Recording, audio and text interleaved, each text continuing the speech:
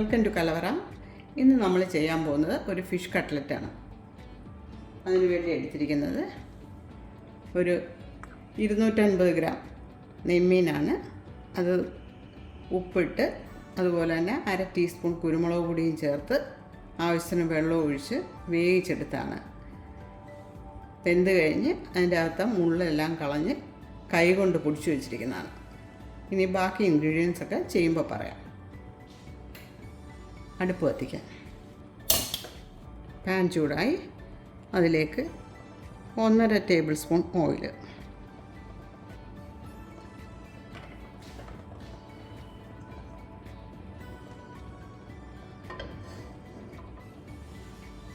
Oil, ഉള്ളിയൊക്കെ വഴറ്റാൻ വേണ്ടിയിട്ടാണ്. അതിൻ്റെ ആവശ്യത്തിനുള്ളത് നിങ്ങൾ എടുത്താൽ മതി. എണ്ണ ചൂടായി ഇനി അതിലേക്ക് 1 ടീസ്പൂൺ ഇഞ്ചി ചെറുതായിട്ട് അരിഞ്ഞത്,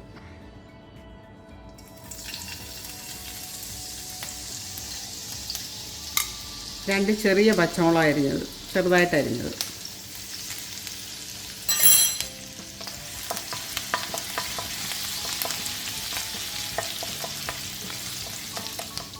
ഒരു 5-6 കറിവേപ്പില കാണും. ഇലയാണ് ഞാൻ പറഞ്ഞ, തണ്ടല്ല, തണ്ടോടുകൂടിയുള്ളതല്ല പറയുന്ന. അത് ചെറുതായിട്ട് അരിഞ്ഞത്.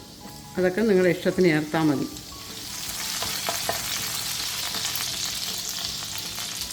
രണ്ട് ചെറിയ സവോള ചെറുതായിട്ട് അരിഞ്ഞത്,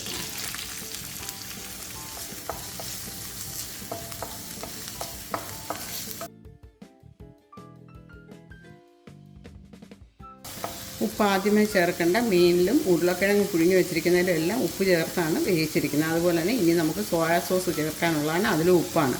അതുകൊണ്ട് അവസാനം ഇനി ഉപ്പ് ചേർത്താൽ മതി, വേണമെന്ന് നോക്കിയിട്ട്.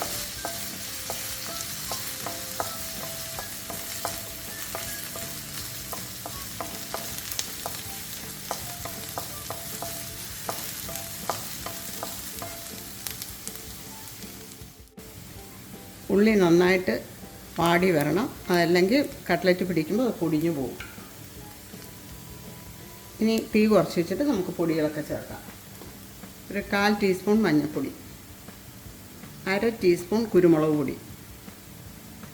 കുരുമുളക് അങ്ങ് പ്യുവർ പൗഡറാക്കി അങ്ങ് എടുക്കുന്നതല്ല, അത് കുറച്ചൊന്ന് ചതഞ്ഞ് കിടക്കുന്നതായിരിക്കും നല്ലത്.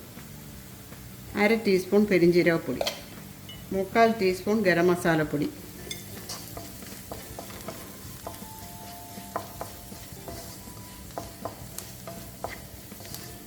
1 ടീസ്പൂൺ സോയാ സോസ്,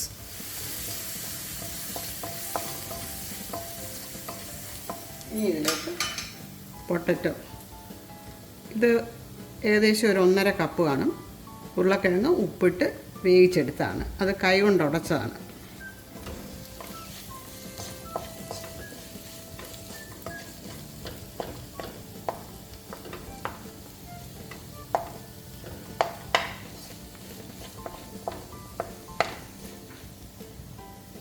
ഇതിലേക്ക് വേവിച്ച് വെച്ച മീൻ,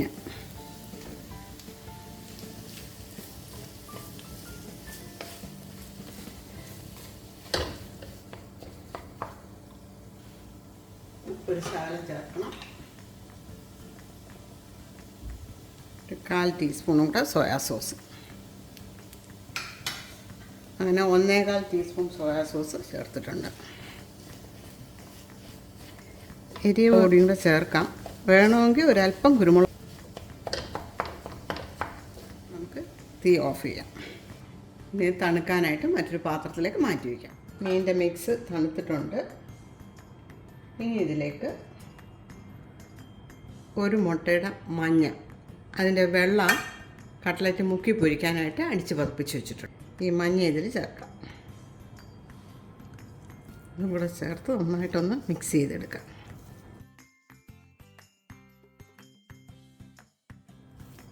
എരിവും ഉപ്പുമൊക്കെ നിങ്ങളുടെ താല്പര്യം അനുസരിച്ച് ചേർത്തോണം. കട്ട്ലറ്റ് ഷേപ്പ് ചെയ്തെടുക്കാനായിട്ട് ഒരു കുപ്പിയുടെ അടപ്പാണ് ഞാൻ എടുത്തിരിക്കുന്നത്.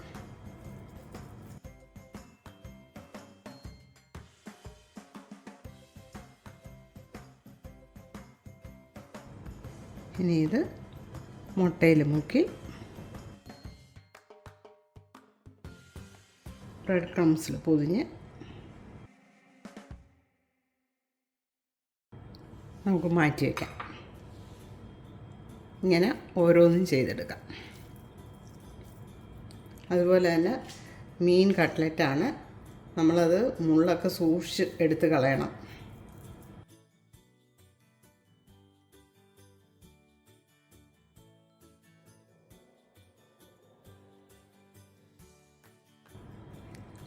ഉരുട്ടിയിട്ട് വേണമെങ്കിലും ആദ്യം മുട്ടയിൽ മുക്കി ബ്രെഡ് ക്രംസിൽ പൊതിഞ്ഞ്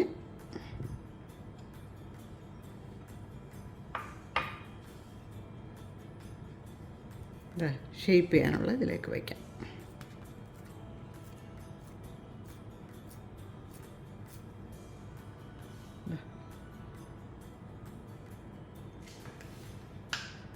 അത് വേണമെങ്കിൽ ഒരു കോട്ടിങ് കൂടെ വെക്കുന്നത്. മുട്ടയിൽ മുക്കിയെടുത്തിട്ട്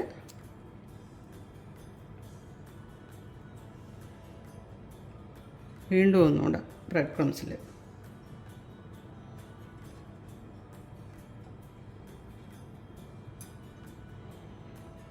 ഇനി ബാക്കിയുള്ളതെല്ലാം അങ്ങനെ ചെയ്തെടുക്കാം. കട്ട്ലറ്റെല്ലാം പിടിച്ചെടുത്താണ്ട് ഇത്രയുണ്ട്. ഇനി അടുപ്പ് കത്തിച്ച് അത് ഫ്രൈ ചെയ്യാൻ നോക്കാം. എണ്ണ ഒഴിക്കാം.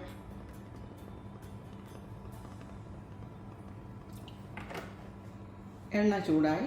ഇനി അതിലേക്ക് കട്ട്ലറ്റ് ഇടാം.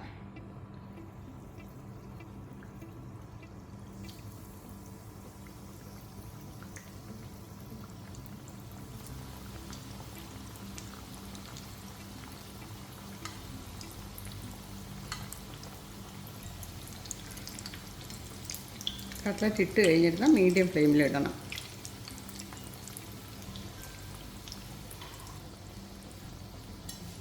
ഇനി കട്ട്ലറ്റ് കോരിയെടുക്കാം.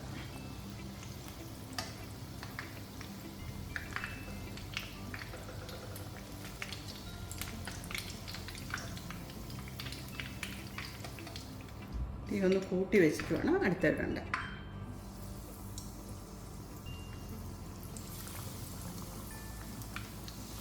ബാക്കിയുള്ളത് ഇതുപോലെ ഫ്രൈ ചെയ്തെടുക്കാം.